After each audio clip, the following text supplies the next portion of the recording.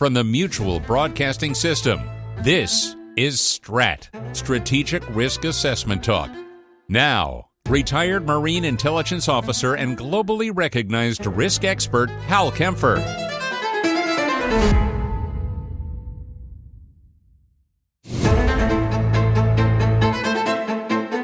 Welcome to STRAT, Strategic Risk Assessment Talk, and thanks for tuning in and listening or watching, or both, if you will.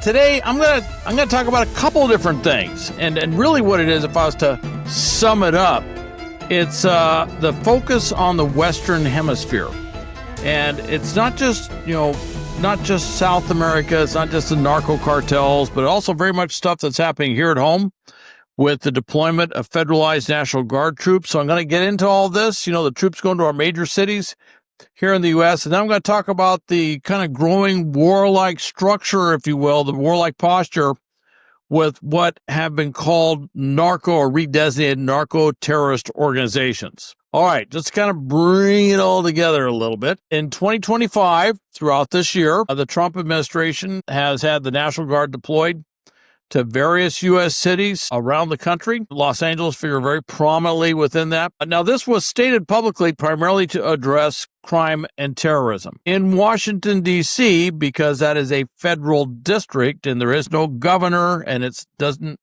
have a sovereign state status under the Constitution, they can address crime much more directly because it's always in a federal status there.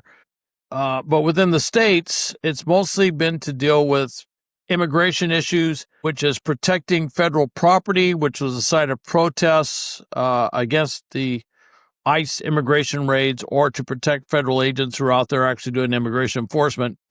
And this has sparked a lot of controversy. It's sparked a lot of legal challenges. And the Trump administration has basically been using troops to deal with that situation. Now, they initiated the National Guard troops to select cities in the U.S. This appeared to be part of a broader strategy to combat not just undocumented aliens living in the country, but also to combat things like crime, as we saw in Washington, D.C. In Washington, D.C., they had the troops actually combating homeless situations, dealing with homeless camps, and basically kind of, cleaning up, if you will, from a visual appearance, what Washington, D.C. looks like. But then you saw it kind of grow. Los Angeles in June of 2025, that expanded to Washington, D.C. afterwards, which was a little bit different in August, if you will. And then there was a discussion of plans for Chicago, New York, Baltimore, San Francisco, Oakland. That has expanded beyond that. There's about 2,000 National Guard troops mobilized. It's getting more every day. It's not hundreds of thousands. It's not tens of thousands, though, but it is thousands, about 800 when D.C.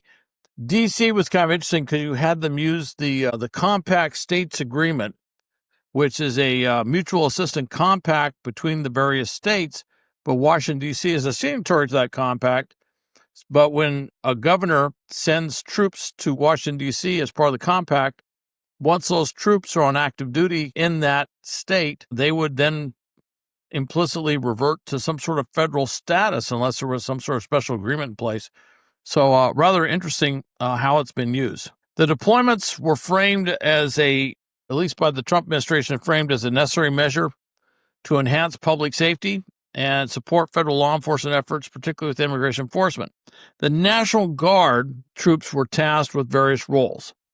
Now, some of them were tasked, particularly in Los Angeles. You saw them going out in the field. They were carrying their weapons. They were wearing, body armor, and they were there to provide security or protection for federal law enforcement doing immigration enforcement. All right, that was their job. Now, other things that it might be said they're doing, data collection. They cannot retain U.S. persons' information. All right, and that's federal law. So, and except as an inadvertent thing, not their primary purpose. Anything they collect would be tied to something else, but not a direct intelligence collection mission within the U.S. And but they can provide transportation, logistical support, stuff like that, and they provide security for federal buildings, as I talked about. The administration has claimed these actions are absolutely essential for maintaining order, reducing crime rates. in Washington, D.C., there was a dramatic reduction in crime. I think a lot of that was the deterrent value of seeing armed federal troops on the streets. The fear was that there might be overreach, and certainly when you heard some of the rhetoric about we're sending troops to L.A. to stop the riots or do this stuff, the fear was that they were sending these federalized troops to Los Angeles or to other cities to actually engage, to actually be a law enforcement element. And in that case, they would be violating a law called the Posse Comitatus Act of 1878, which says that federal troops cannot be used in law enforcement authority missions. Judge Breyer in California, a federal judge, actually ruled that he thought that the federalized National Guard troops were violating Posse Comitatus in Southern California. That's going up to the Ninth Circuit Court. That's going to be part of an active discussion. I've read Judge Breyer's decision. I understand where he's coming from, but I think that he probably read too much into a couple of different things. And I would be surprised if the Ninth Circuit affirms his decision. I'm fully expecting the Ninth Circuit Court to turn around and basically toss that decision. But it does say that, you can have minds look at this. There are different opinions on what enforcement, how that gets interpreted, because it's kind of vague, and the statute is exactly what that means. Now, Louisiana's Republican governor has asked for National Guard deployments in New Orleans and some other major cities in Louisiana. That was just recently, it was asked for this. And he says the state needs help fighting crime. And that's rather interesting that he asked for that. And the question is, what status would they be in? If they're in state active duty status, then the governor has control of them and they're not federal troops. Hence, they could actually do law enforcement stuff. But if they're in federal status, then they are federalized troops. They're federal law enforcement, in which case Posse Comitatus would pertain. And I'm going to get more into this because Arkansas has also brought something else up. Now, there's also a Department of Defense or Department of War memo basically saying that 200 members of the Oregon National Guard were being federalized and deployed. They are currently doing training for civil unrest, counter civil unrest training, and whatever else training they need to do their mission in Woodburn and in Salem, Oregon, and getting ready to deploy up north to Portland, specifically the ICE facility in South Portland, which isn't really overrun with protests as near as I could tell, but they're going to send them up there on a security mission, which they can't. Legally, they can go up there and do that. Although the mayor and the governor are saying this is kind of, this is what the Trump administration is doing is provocative, it's arbitrary, and it's undermining public safety, and they say it's ignoring a public outcry not to do this stuff or causing a public outcry. Anyway, regardless, they've actually filed a court. They filed in federal court to prevent this deployment from happening. But we'll see if anything does come of that. There could be a temporary injunction on it. But other than that, federal government can use federal troops to protect federal property. That's just kind of how that works. Now, Posse Comitatus, obviously, that's a huge issue. You can't violate that unless the president invokes the Insurrection Act, and he has not invoked that. He has not said he's planning on invoking that anytime soon as part of the stuff. Security and protection missions, that's something that federalized troops can do when it's tied to federal property or federal installations. And frankly, federal troops do that all the time at military bases, military offices, military installations.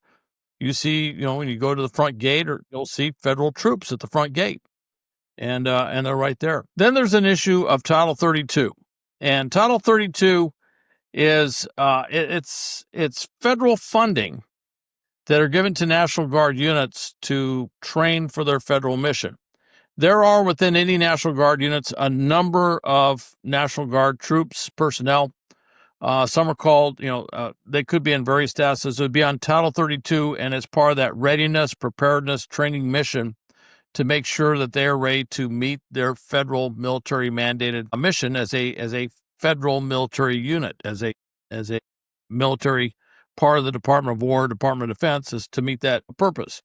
However, this was brought up some years back as there was they're saying, look, when you mobilize National Guard troops to do this stuff under state active duty, we have a number of key billet holders in the unit that are under Title 32 status. And it's difficult to activate the unit under state active duty to go do a law enforcement mission and do a civil support mission and drop these Title 32 folks from their mission, or doing a Title 10 mission, which is totally federal mission, and drop these Title 32. So they got a kind of a waiver saying, oh, like, okay, we understand that this will happen, and those key billet holders can also deploy with unit in the field, and we'll just try and get them switched over to the correct, administrative status as fast as possible. We'll allow them to do it.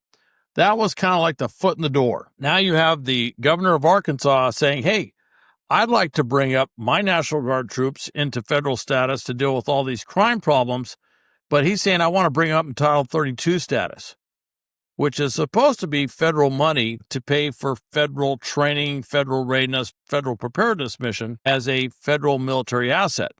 He's saying, no, I want to bring them in, but I want the federal government to pay for it all, but I want to retain my authority as a governor so they can go out there and do law enforcement missions that would not be in violation of Posse Comitatus because they're not federal troops. And now you're getting into a very interesting thing, which is, when are you federal and when are you not federal?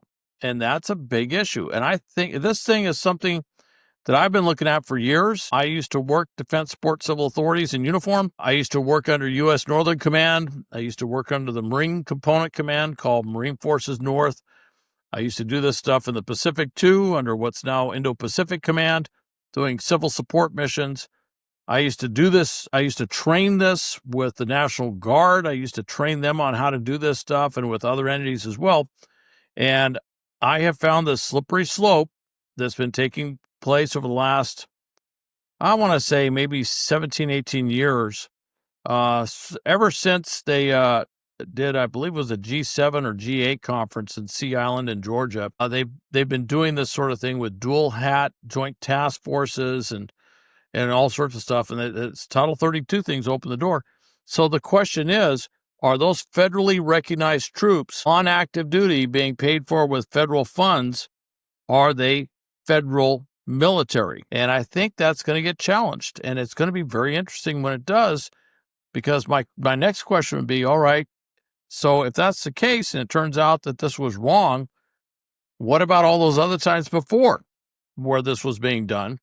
Do the states need to reimburse the federal government for that? How does that work? So I think this is going to be an interesting thing. I think this is a decision that's long overdue, but it's something that needs to be done, because it does open up the door. That does open the door to potential abuse, that a governor, let's say a Republican governor, goes to a Republican president and says, hey, I want to bring these guys in. I want to do law enforcement. And it actively circumvents Posse Comitatus.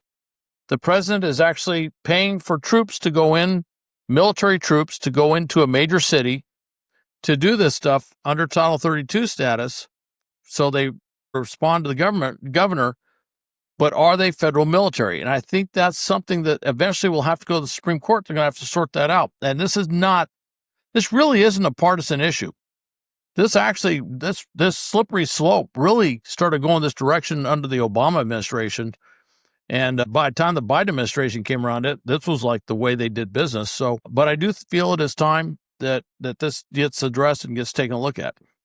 Now, Judge Breyer, a federal judge in California, looked at what the military troops, the federalized National Guard, was doing in California, along with the Marines who were deployed here. And in his view, he thinks that this did violate Posse Comitatus. Again, as I brought up, I do think the Ninth Circuit is going to take a look at this, and I think that's going to go another way. But they did not look at the Title 32, because I don't think that was a big issue, as I recall. They just brought those units up in Title 10 status, which is federal military status. Okay, that's enough on the domestic side. Now, let's also talk about the other part of the Western Hemisphere. President Trump declared the drug cartels to be, narco-terrorist organizations. And then he just clarified that he also sees the members of those cartels to be unlawful combatants. And he has said that the U.S. is now in a non-international armed conflict with these unlawful combatants. And this is interesting. This is a memo that was sent out. It was obtained by the Associated Press, and it also is following U.S. strikes on narco-cartel boats, narco-terrorist boats, if you will, in the Caribbean, where the boats were, clearly full of illicit narcotics. And instead of trying to stop the boats, shoot the engines out or do what we normally do, we simply did a strike mission on the boats and took out the boats and everybody on the boat, which was much more of a military, very kinetic sort of way of dealing with that issue. But again, they had been redesignated as terrorist groups, so you end up in a little bit different area of international law. Our justification is they said, hey, we see a threat. They're bringing dangerous, deadly narcotics into the United States. That poses a threat to public safety and or national security, and therefore they went ahead and took out the boat before it could get to the U.S. shores. All right. This memo that's come out is interesting. It signals a potential movement, if you will, within the Trump administration's willingness to reach beyond previous norms of authority, and it's often seen as part of a larger part of maybe a larger America First quote unquote agenda or whatever. But it also raises some questions about what are we going to do with these unlawful combatants. And during the war on terror after 9/11, we dealt with terrorists, and they weren't lawful combatants from a normal nation state. They weren't normal criminals either, because they did declare war or a jihad against the United States. And many of them were rendered to what was called black sites. These are places where they didn't have the rights of a lawful combatant under the Geneva Convention, but then again, they didn't have the rights of a criminal defendant either. And they were held. And one of the more famous places, wasn't really a black site because everybody knew about it, was down in Guantanamo, that we had rendered a number of these terrorists to Guantanamo, and they were kind of in this gray, nebulous legal status where they were being held, but it wasn't quite clear what they were, what their status was, because they weren't lawful combatants and neither were they regular criminals. So it was a rather interesting situation. The question is, we saw that with unlawful combatants with groups like Al-Qaeda and ISIS and other terrorist groups since 9/11. But the question is, what is going to be done with, if they arrest a cartel member in the United States, all right, and let's say that they're a U.S. citizen. Are they an unlawful combatant? What status would they be under? This is going to raise a lot of interesting legal questions, and I do think that at some point the courts are going to weigh in, probably fairly soon, to try and sort this out, to figure out where they are. And of course, there'll probably be stuff where they say, well, are they a U.S. citizen or not a U.S. citizen? That would be my guess. And then if they're not a U.S. citizen, then the next question would be, so what do we do with these individuals? What can we do with these individuals? It raises a lot of obvious questions as to what is their status, legally speaking, under the law.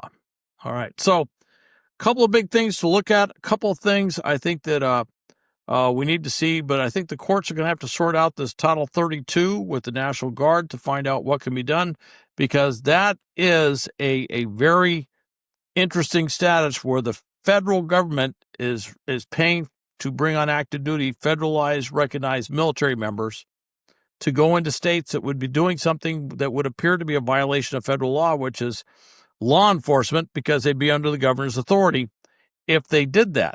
And Arkansas is putting this to the test. Louisiana may put this to the test. I think it has been kind of put to the test for some time, but that's going to get sorted out. And then the next thing is this unlawful combatant status. What is that going to mean as it's practiced here within the United States? And then how it's practiced, should we take prisoners, if you will, in dealing with the narco cartels? We could end up with, particularly at sea, we could end up with individuals that are effectively in our custody. What legal status are they in? And I think the courts are going to have to work all this out. Anyway, thanks for listening to STRAT. Please go to stratpodcast.com. You can go to my YouTube channel, Hal Kempfer TV. You can always go to my website, or my company's website, I should say, Global Risk Intelligence and Planning's website, GRIPSA, that's GRIPSA.com. And thanks, and I hope you listen to the next one.